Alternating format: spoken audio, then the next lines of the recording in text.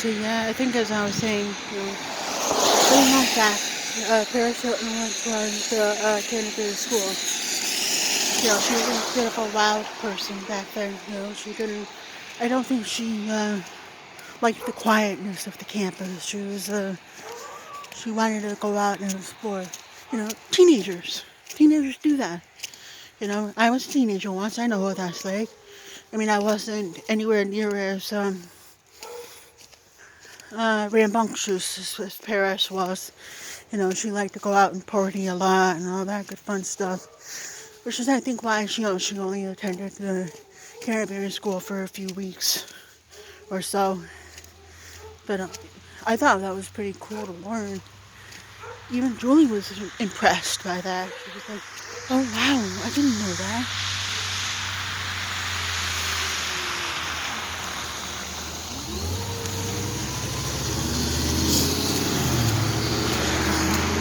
Again, remember, very little known fact, so, you didn't hear it from me. Anyway, so yeah, I'll get back to walking here, and the point at hand is that after the second interview at Canterbury School, I got the job. Yes, I got the job. And I start on March the 28th, which is a few days after my birthday. So, I'm able to get myself ready and basically, I guess you can say I'm able to, get any appointments that I needed to do done and out of the way. And then, my birthday rolls around like a few days before my employment begins.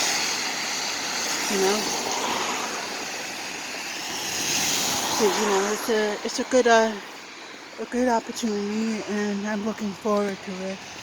It's in the kitchens and behind the scenes. I think that's what I kind of like.